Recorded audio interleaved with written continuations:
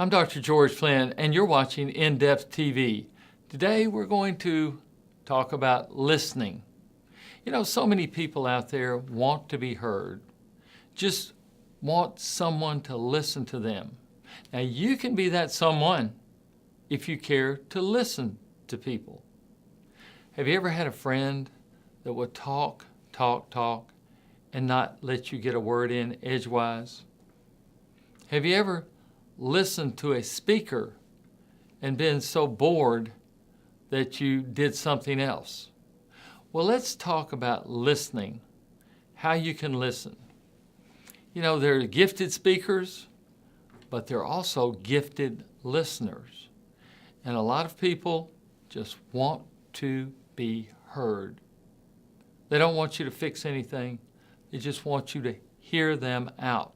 Hear what's going on in their life. Hear what's happening to them. Hear the great things. Hear the sad things. Hear everything. And who's there to listen? You know, so many of us want to talk. We want to get our message out. We want to talk about everything going on in our lives. Do we want to hear about other people? A lot of people don't. And that's why we, you and me, we need to start a revolution of listening. And that doesn't mean you go around quiet all the time. Some people need encouragement to talk. Some people need encouragement and a pat on the back and saying, that's okay, I want to hear about it. And they say, oh, it's trivial. Oh, yes, I want to hear about it. Be interested in what they have to say. So many people have so many things to say, so many good ideas, and no one to listen. No one to give them encouragement. No one to say, I understand how you feel. I know how you feel. Now that brings us to another topic. When you listen to other people, you know how to communicate with them. And you say, what in the world are you talking about? Well, when you listen to people, listen to their language. Listen to what they say. People communicate generally in three ways. And you, of course, you use all three, but you primarily use one of these ways to communicate. Do you know your way? There's visual, auditory, and kinesthetic. Now, visual, of course, means people are talking pictures. And auditory means people talk in sounds or communicate in sounds. And kinesthetic means people communicate with feelings. So how do you decipher this? Well, you just listen. It's real easy. People say about something going on, that looks right to me. Did you catch it? That looks right to me. That means their primary way of communicating is visually. Or if someone says, well, that sounds good to me, or I hear what you're saying, that is auditory. So you can pick up that they communicate in auditory. But if they say, well, I feel like this happens, or I have this strange feeling about this, that's kinesthetic. They, communicate with kinesthetics. So if you know how someone else communicates, you all of a sudden become the person that can get a message across to them. And you would say, well, let's go to a movie, or let's go to a restaurant, or let's do something that's good for you. How does that sound to you? And if they're auditory, they'll say, that sounds great. Or it says, well, how does that look to you? Oh man, that looks great. I can see it right now. You hear the visual words? Or it says, well, how do you feel about that? Say, well, I have a good feeling about that, or I have a bad feeling about that. So you have just deciphered the way to communicate with someone. Now, one other thing is you might notice your own language. How do you communicate? Is it visual, auditory, or kinesthetic? Which is it? There's a new one out there called digital, but we're going to just go with the three: visual, auditory, kinesthetic. Now, why? The why. You know, talking means that you're being courteous. You're being courteous to go ahead and give them some information. Listening means you're being really courteous to hear the information. You know, we're given 2 ears and 1 mouth. You've heard this before. So you're supposed to listen twice as much as you talk.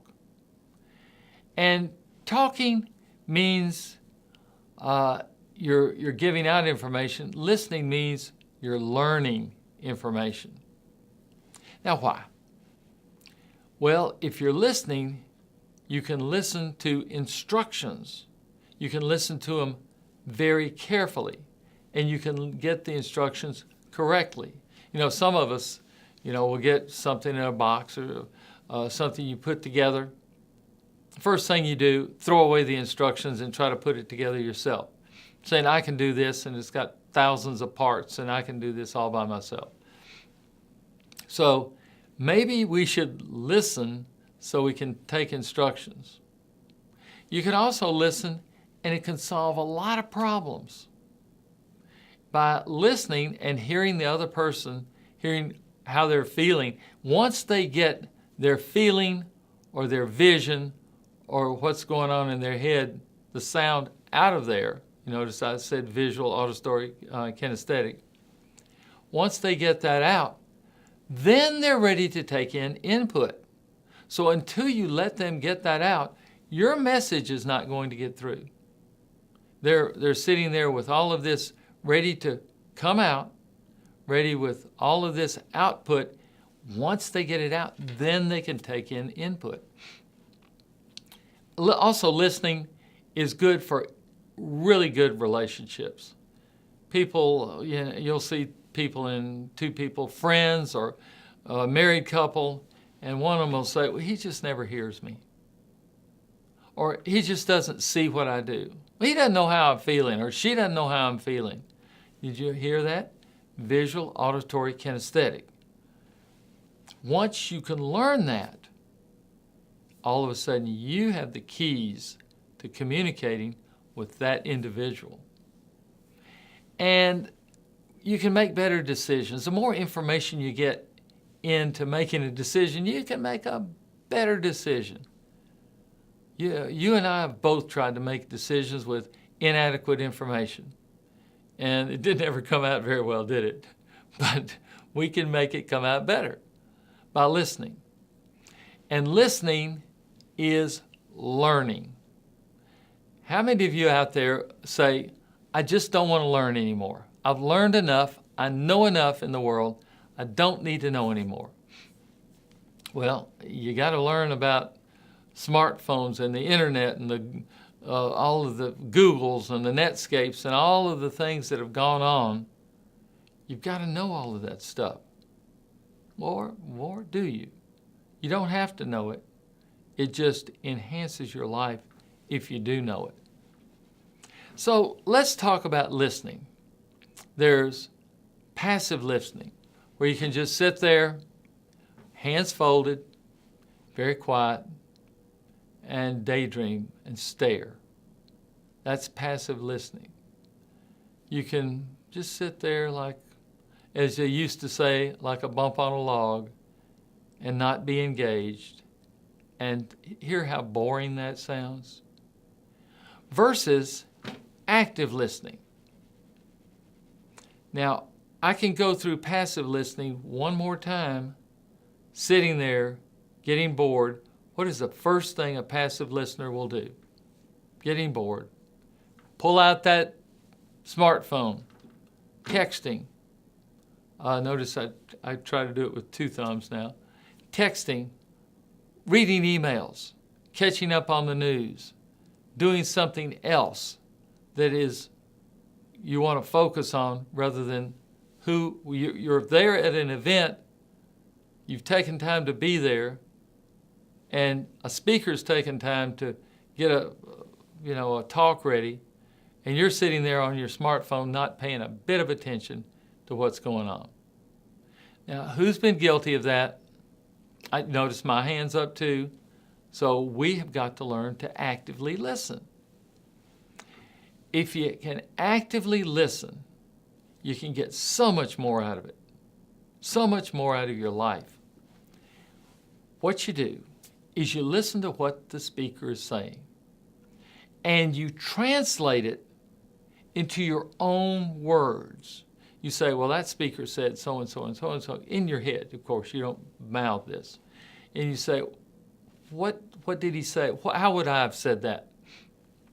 Now, if you do that, you're engaged and you're listening to that speaker because you're putting it in your own words. Once you get it into your own words, then it becomes a part of you and you've learned something.